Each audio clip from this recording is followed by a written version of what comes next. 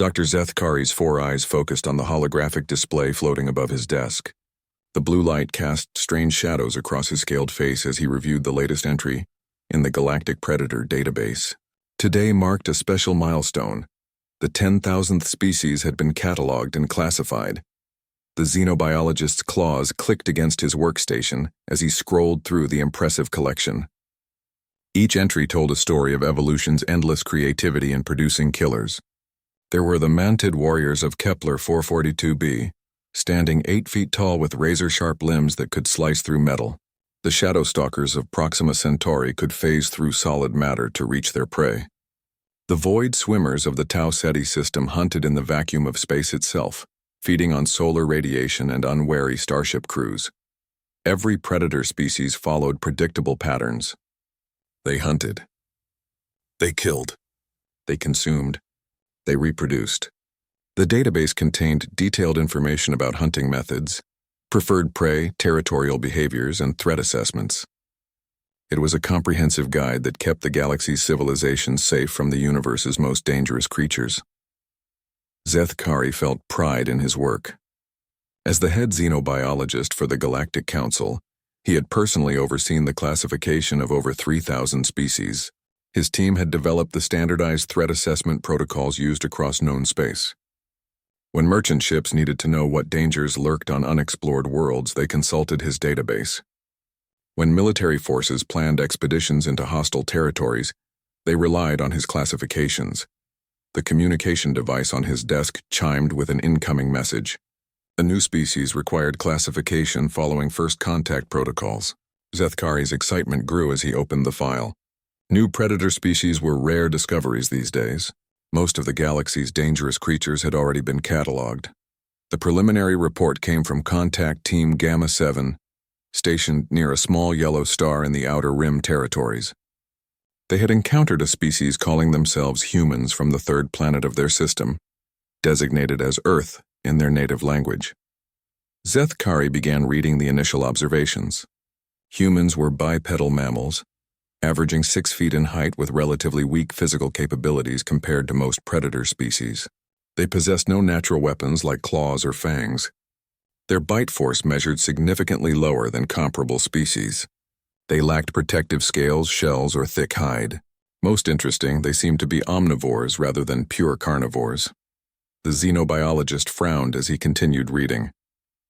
These humans didn't seem particularly threatening. Their technology was moderately advanced.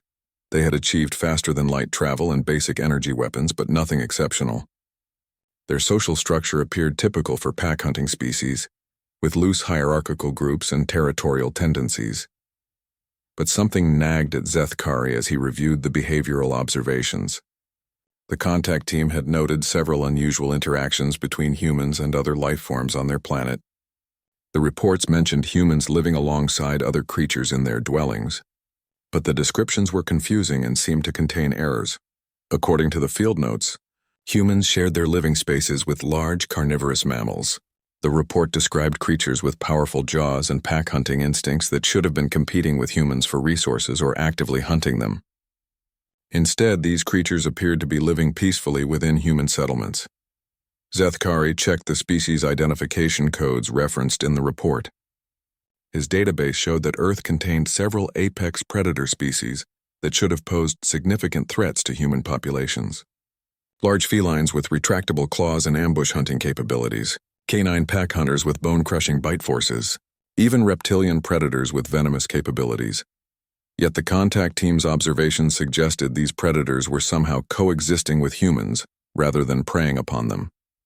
The field reports described humans interacting with these dangerous creatures in ways that defied all known predator-prey relationships. The xenobiologist's confusion deepened as he read accounts of humans deliberately bringing these predators into their homes. The contact team had observed large carnivorous mammals lying peacefully beside human offspring, the most vulnerable members of any species. No predator species in the database had ever demonstrated such behavior toward the young of potential prey species. Zethkari decided to request additional data from the contact team. The initial observations must contain errors or misunderstandings. Perhaps the translation software had malfunctioned. or the field researchers had misidentified the species they were observing. There had to be a logical explanation for these apparent anomalies.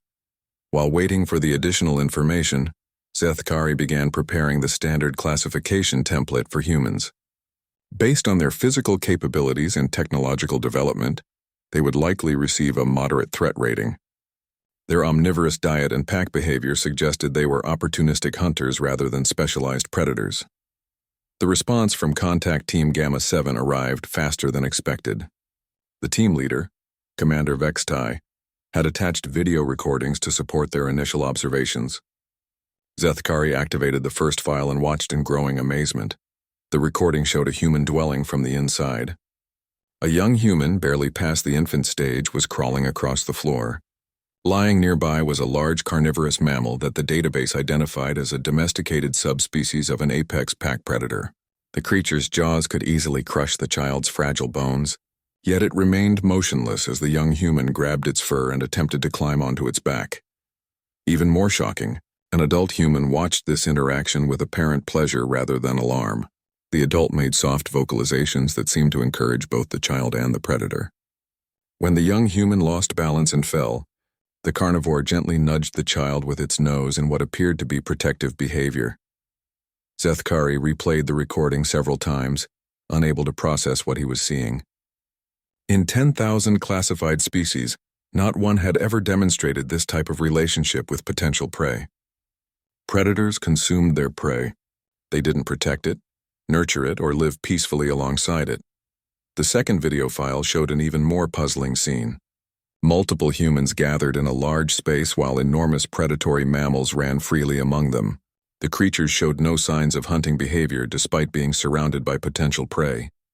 Instead, they seemed to be engaging in play activities with the humans, chasing objects the humans threw and returning them without consuming their supposed prey. Commander Vextai had included a personal note with the recordings.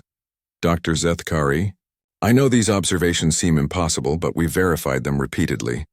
Humans appear to have some kind of symbiotic relationship with their planet's predator species. We've observed similar interactions with multiple carnivorous species. Please advise on classification protocols for this unprecedented behavior. Zethkari leaned back in his chair, his mind struggling to process the implications. If these observations were accurate, humans represented something entirely new in the galactic catalog of life.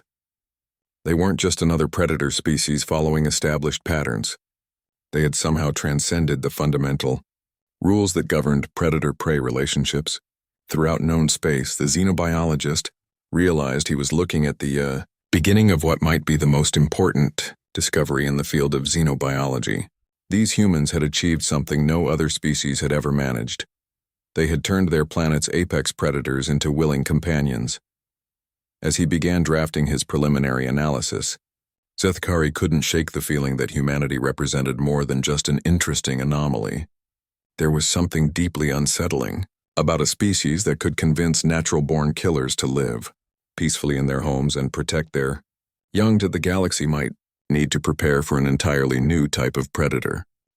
One that hunted not with claws or fangs, but with something far more dangerous. Dr. Zethkari spent the next 3 days requesting every piece of available data about human behavior from Contact Team Gamma 7. Each new report made the anomaly more disturbing and impossible to explain using conventional xenobiological principles. The humans hadn't simply formed a partnership with one or two predator species. They had systematically converted dozens of their planet's most dangerous creatures into willing servants. The Contact Team had documented humans living alongside massive carnivorous mammals that should have been apex competitors for resources and territory. The most shocking discovery came when Zethkari cross-referenced Earth's evolutionary history with the current observations. According to the geological and biological data, humans had deliberately guided the evolution of entire predator species over thousands of their planet's years. They called this process domestication, and it represented something completely unprecedented in galactic biology. Zethkari studied the transformation of what humans called wolves into dogs. The original wolves were pack hunting, predators capable of bringing down prey much larger than themselves. They possessed powerful jaws, excellent endurance, and sophisticated group tactics. Any rational species encountering such creatures would either avoid them or eliminate them as threats. Instead, humans had somehow convinced wolves to abandon their natural hunting instincts and dedicate their lives to serving human interests. The transformed creatures, now called dogs, displayed fanatical loyalty to human families. They would risk their own lives to protect human children from danger. They would follow human commands even when those commands contradicted their own survival instincts. Even more puzzling, the dogs seemed genuinely happy in their service to humans. The video recordings showed them displaying obvious pleasure when interacting with their human companions. They would wag their tails, make playful sounds, and seek physical contact with humans. This wasn't the behavior of enslaved creatures forced into submission. These predators appeared to genuinely love their human families. The pattern repeated across multiple species. Humans had transformed large predatory cats into house pets that would purr contentedly while lying on human laps. They had convinced birds of prey to hunt alongside human hunters, returning to their human partners instead of flying away to freedom. They had even domesticated creatures that should have been natural enemies, like reptiles and mammals living peacefully in the same human dwellings. Sethkari began analyzing the psychological mechanisms behind these impossible relationships. How could humans convince natural predators to abandon millions of years of evolutionary programming? What made these dangerous creatures willing to submit to a species that should have been their prey? The answer seemed to lie in something the contact team had difficulty explaining in their reports. Humans possessed an extraordinary ability to form emotional bonds across species barriers. They could somehow convince other creatures that they were part of the same family or pack structure, despite obvious biological differences. The xenobiologist studied video recordings of human-animal interactions, looking for clues about this mysterious bonding process. He watched humans engage in behaviors that mimicked parent-offspring relationships with adult predators. They would provide food, shelter, and physical comfort to creatures perfectly capable of caring for themselves in the wild. Most remarkably, humans would communicate with these creatures using simplified vocalizations and physical gestures that somehow transcended language barriers. A human could call to a domesticated wolf from across a field, and the creature would abandon whatever it was doing to return immediately to its human companion. The emotional connection worked both ways. Humans displayed genuine affection for their animal companions, treating them as family members rather than possessions or tools. They would mourn when their animal partners died, sometimes for extended periods. They would sacrifice their own comfort and resources to ensure their companions' welfare. Sethkari found records of humans risking their lives to rescue domesticated animals from dangerous situations. There were accounts of humans refusing to evacuate disaster areas without their animal companions, even when staying behind meant probable death. This level of interspecies loyalty had never been documented in any other sentient species. The implications became more troubling when Sethkari realized that humans applied this same bonding ability to their relationships with other sentient species. The contact team's reports included observations of human diplomats forming unusually close relationships with alien representatives during first contact negotiations. Commander Vextai himself had noted feeling unexpectedly comfortable around the human diplomatic team. Other contact team members reported similar experiences, describing the humans as easy to talk to and genuinely interested in our culture. Several team members had begun thinking of their human contacts as friends rather than subjects of scientific study. This pattern raised disturbing questions about humanity's first contact with other galactic civilizations. Were these positive feelings genuine, or was humanity somehow manipulating the emotional responses of other species, just as they had done with their planet's predators? Sethkari reviewed the behavioral profiles of species that had already established formal relationships with humanity. The data showed an unusual pattern of cooperation and mutual assistance that exceeded normal diplomatic protocols. Trade agreements favored human interests more than should have been possible through standard negotiation.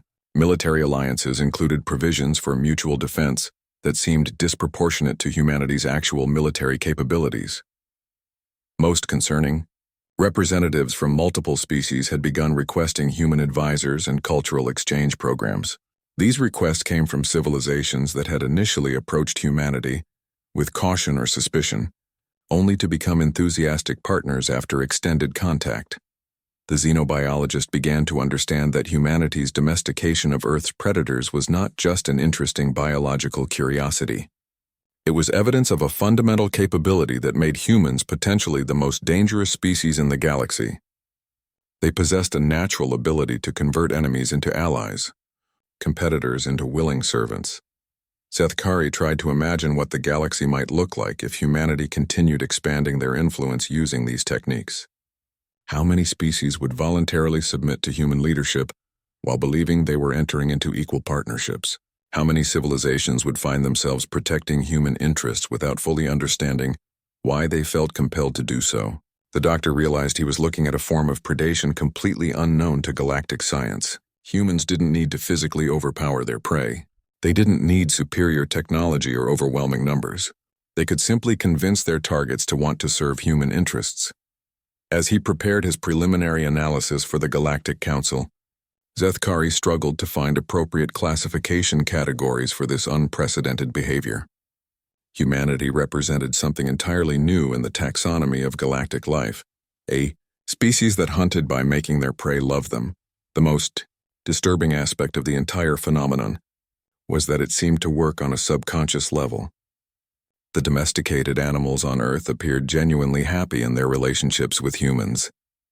The alien diplomats forming friendships with human representatives seemed to be experiencing real emotional connections rather than artificial manipulation. Zethkari wondered if humanity was even aware of their own capabilities. Did they understand the true nature of their effect on other species? Or did they simply see themselves as naturally friendly creatures who happened to get along well with others? Either possibility was equally troubling for the future of galactic civilization. Dr. Zethkari knew he couldn't handle this discovery alone. The implications were too significant for any single researcher to analyze properly.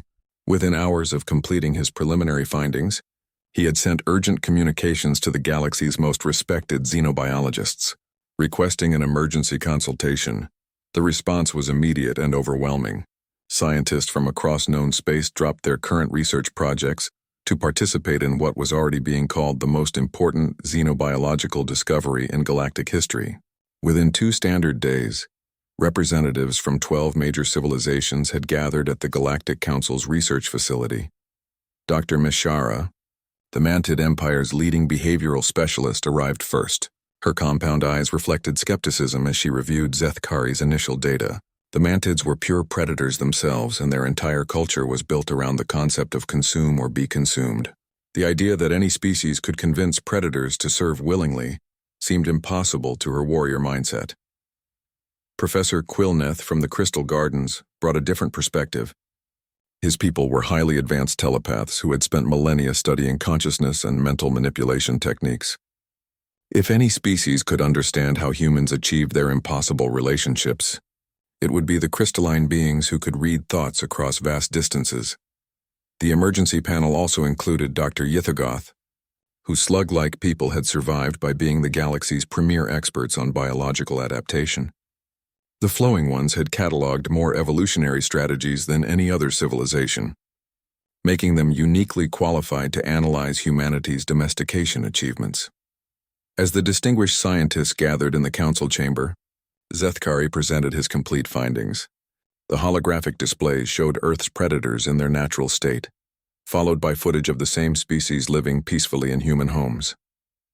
The contrast was so dramatic that several panel members initially accused Zethkari of fabricating the evidence. Dr. Mishara was the first to voice her disbelief. This violates every principle of evolutionary biology. Predators do not abandon their hunting instincts to serve potential prey. These recordings must be showing different species, perhaps some form of artificial construct designed to mimic natural predators. Professor Quilneth's crystalline form pulsed with different colors as he analyzed the data through his telepathic abilities. The emotional resonance patterns are genuine, he announced after several minutes of silent observation.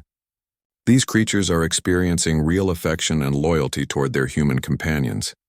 This is not coercion or artificial manipulation, at least not in any form my people can detect.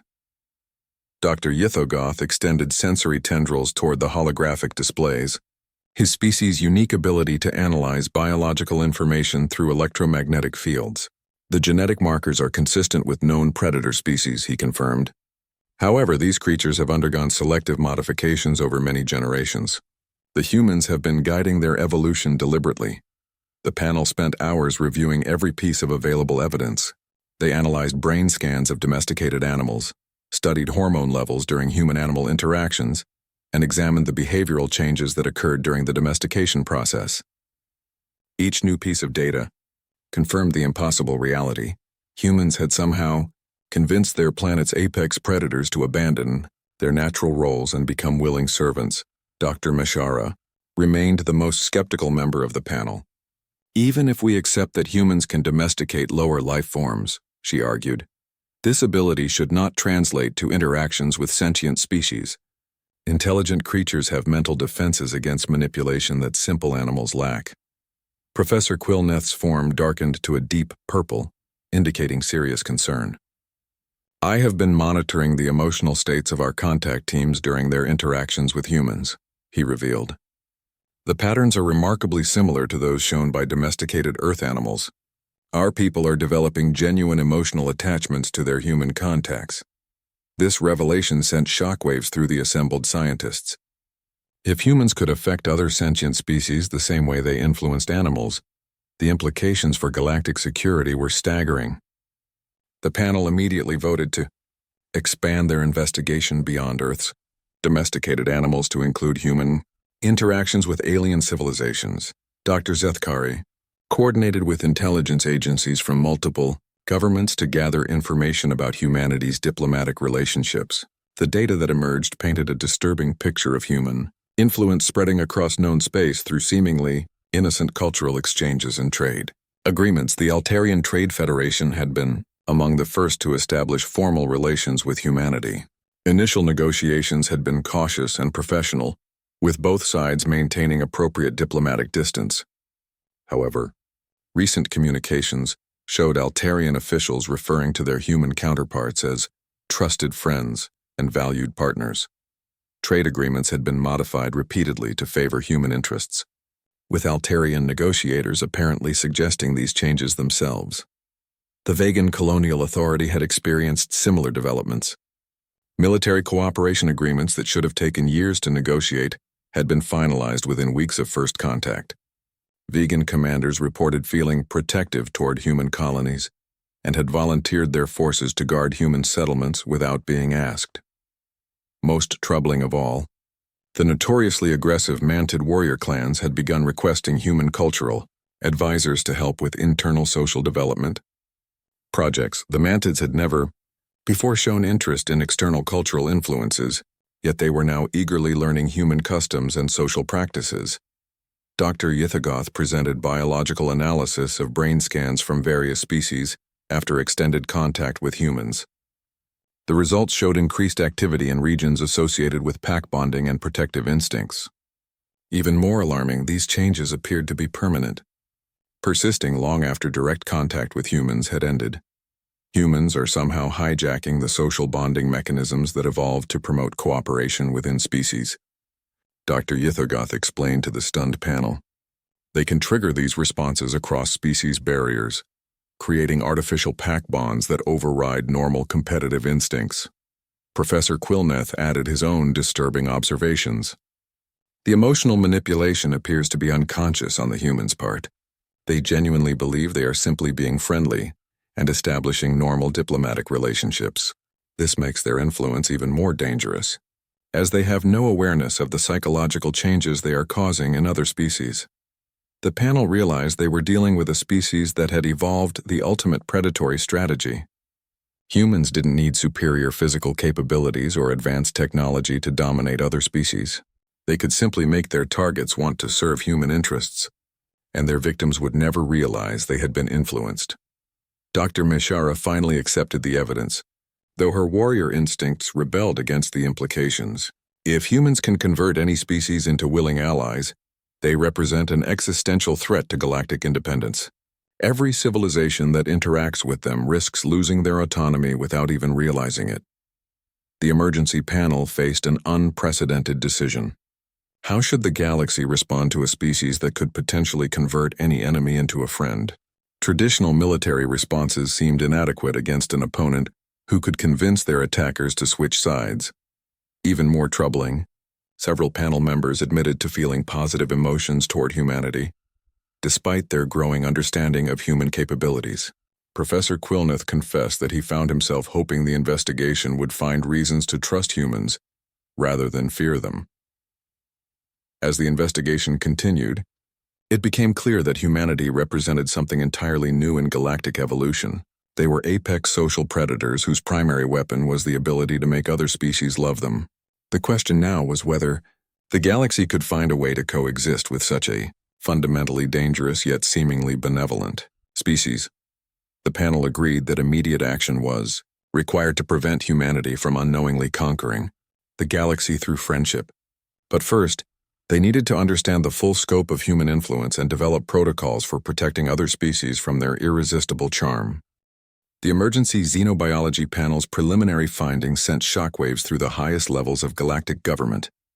Within hours of Dr. Zethkari's initial report reaching the Galactic Council Security Committee, emergency sessions were being called across multiple star systems. The implications of humanity's unique abilities threatened to reshape the entire political landscape of known space.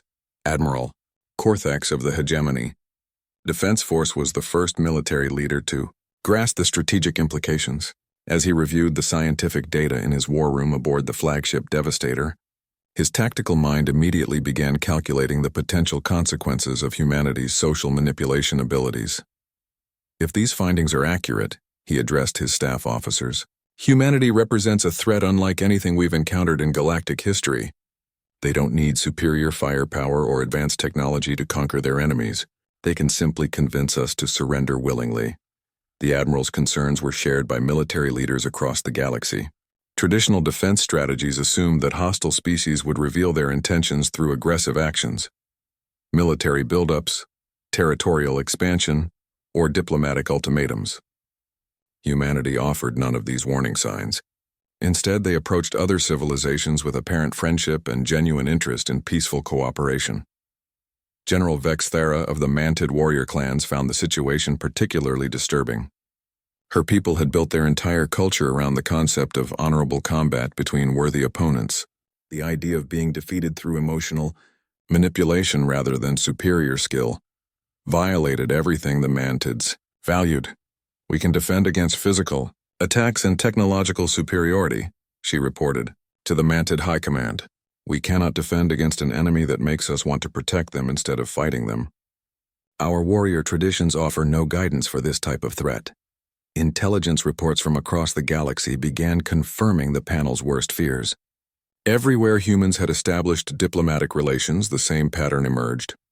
Initial caution and professional distance gradually gave way to genuine friendship and unusual cooperation. The Crystalline Confederation had signed an unprecedented technology-sharing agreement with humanity, providing access to advanced crystal-based computing systems that they had never shared with any other species.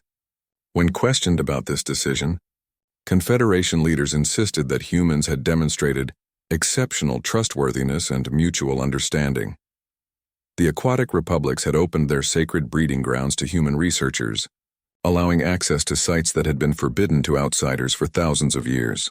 Republic elders explained that they felt confident in humanity's respectful intentions, despite having no logical basis for such trust. Most alarming of all, the normally paranoid Shadow Collective had begun sharing intelligence data with human diplomatic teams.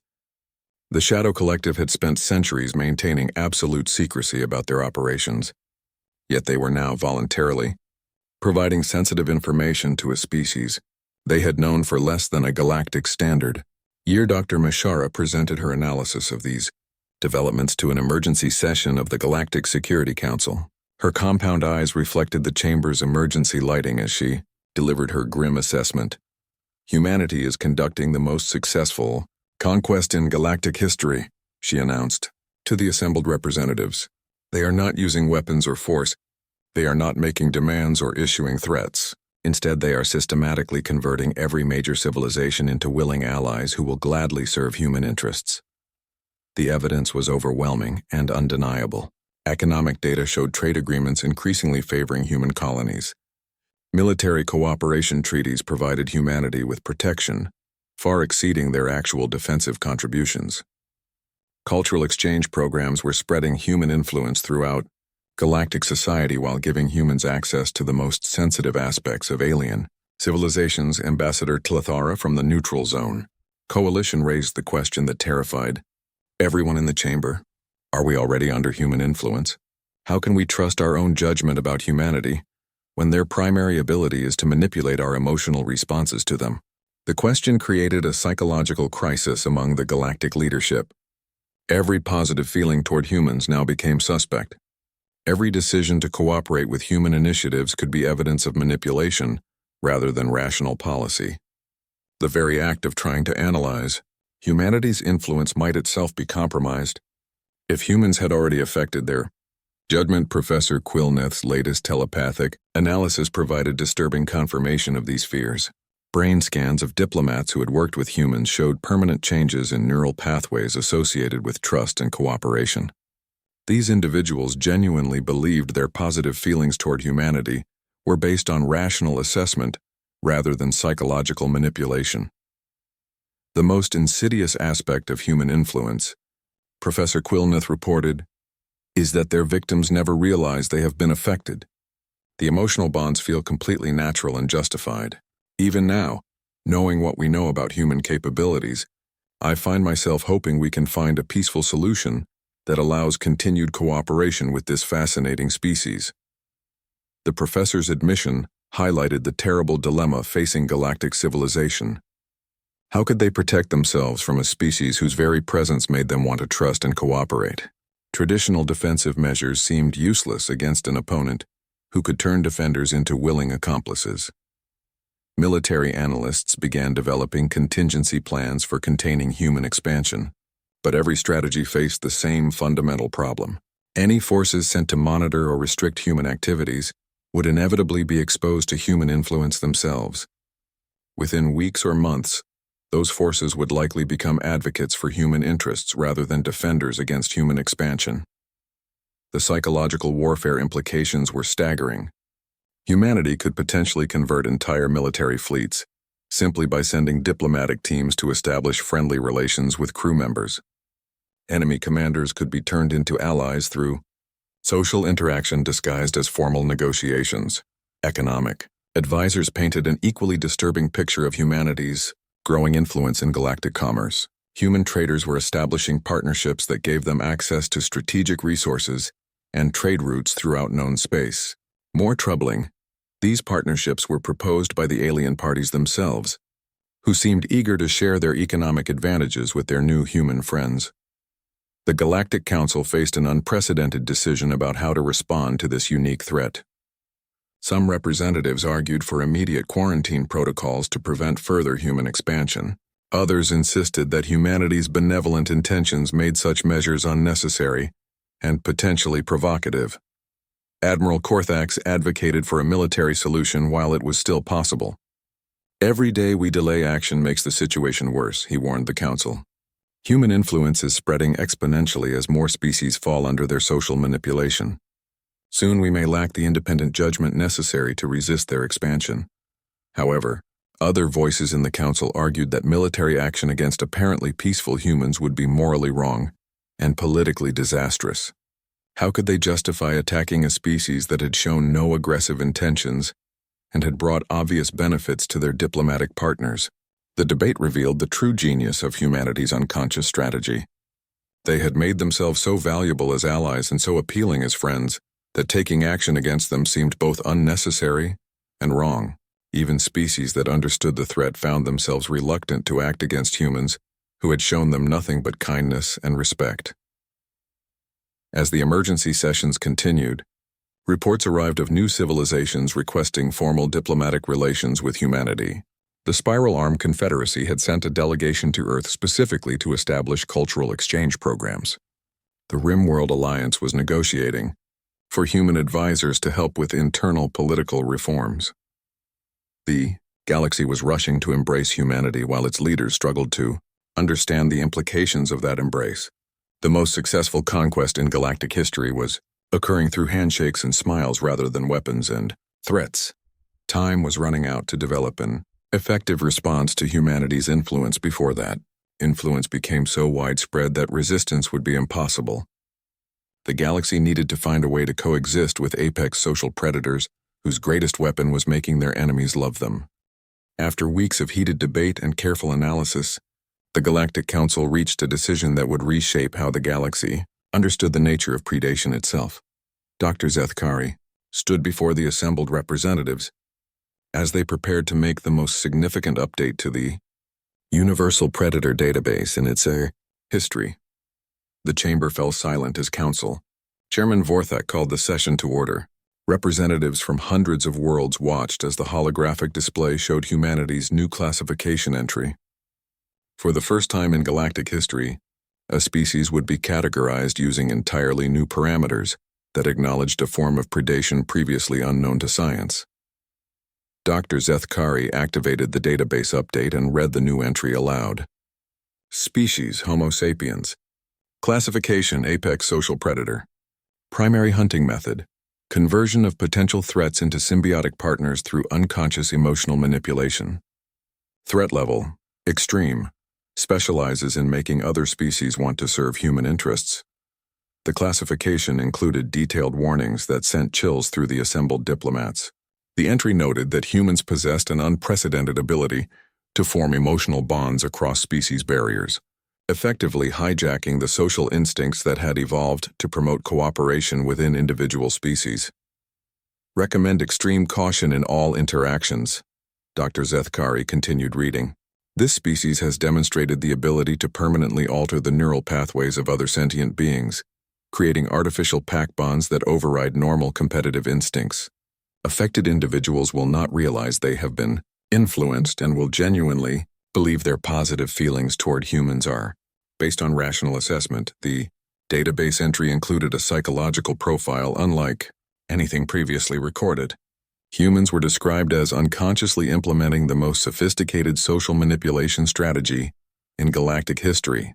They approached potential allies with apparent sincerity and genuine interest, making themselves so valuable and appealing that resistance became psychologically difficult. Even for species aware of their influence, Professor Quillnath had contributed a detailed analysis of humanity's effect on telepathic species. Even his people, with their advanced understanding of mental manipulation, found themselves susceptible to human influence.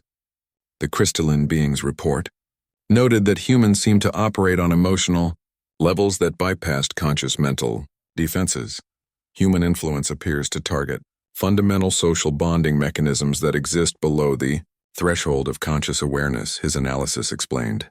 They trigger protective and cooperative instincts that evolve to ensure species survival, redirecting these powerful drives toward human welfare instead. The military assessment section of the database entry was equally sobering. Admiral Korthax had contributed tactical analysis showing that traditional military responses were inadequate against human social manipulation abilities. Any force sent to monitor or contain humans would likely be converted into allies within weeks of establishing contact. Dr. Meshara's behavioral analysis described humanity as the ultimate pack predators. Unlike other pack hunting species that competed for dominance within their groups, humans had evolved the ability to expand their pack to include other species entirely. They could convince natural enemies that they were all part of the same family unit deserving mutual protection and support. The economic impact assessment painted a picture of humanity's growing influence through apparently beneficial trade relationships. Human traders were systematically gaining access to strategic resources and technologies throughout the galaxy, not through coercion or unfair dealing, but because their alien partners genuinely wanted to share these advantages with their human friends.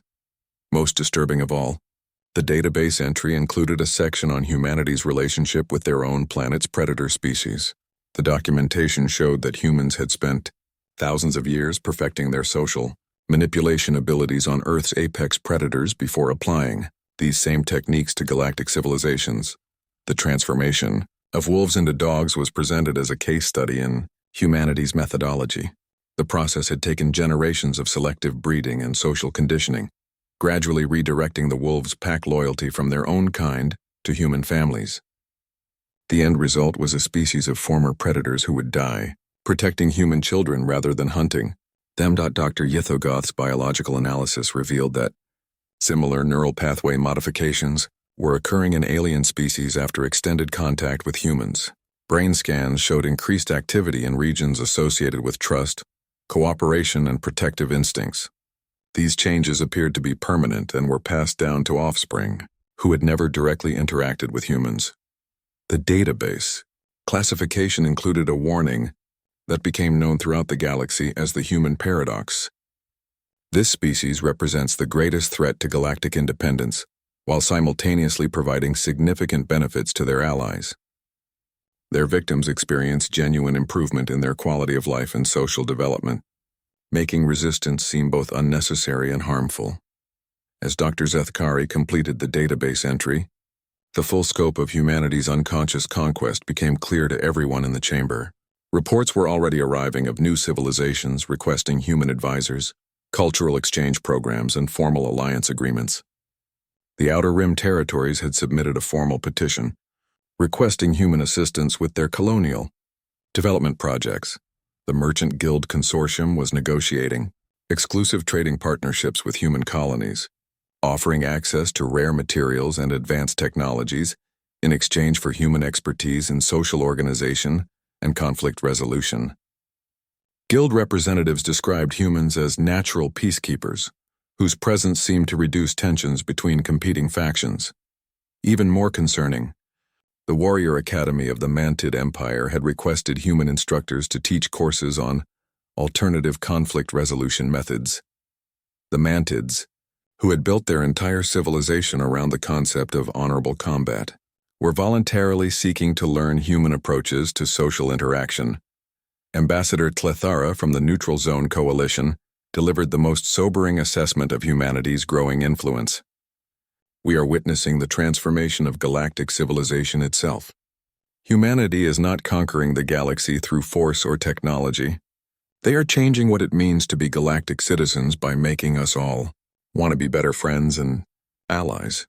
The database entry concluded with a final warning that highlighted the ultimate irony of humanity's threat to galactic independence. Extreme caution recommended when implementing containment protocols. This species' primary defense mechanism is making their enemies want to protect them. Any aggressive action against humans will likely result in galactic opposition from species seeking to defend their human allies.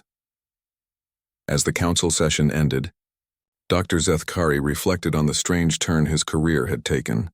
He had begun by cataloging the galaxy's most dangerous predators, creatures that killed and consumed their prey in straightforward, comprehensible ways. Now he was documenting a species that hunted by making their prey love them. The final irony was not lost on him. Even as he entered humanity's classification as the most dangerous species in galactic history, Dr. Zethkari found himself hoping that his analysis was wrong. The humans he had interacted with during his research seemed genuinely kind and interested in peaceful cooperation. Surely such pleasant beings couldn't represent the existential threat his data suggested. As he submitted the completed database entry, Zethkari wondered if his own hope for humanity was evidence of their influence working on him as well. The thought should have been terrifying, but somehow it just made him more curious to learn about these fascinating creatures who had turned friendship into the ultimate weapon. The galaxy would never be the same. Humanity had introduced a new form of predation that made victims grateful for their own consumption. The Universal Predator database now included its most dangerous entry yet, a species that hunted by making the galaxy love them, one friend at a time. Within months, the first requests for human immigration visas began arriving at Earth's diplomatic offices. Entire civilizations wanted to invite these apex social predators to come and make themselves at home throughout the galaxy. The conquest was complete and nobody wanted to resist it.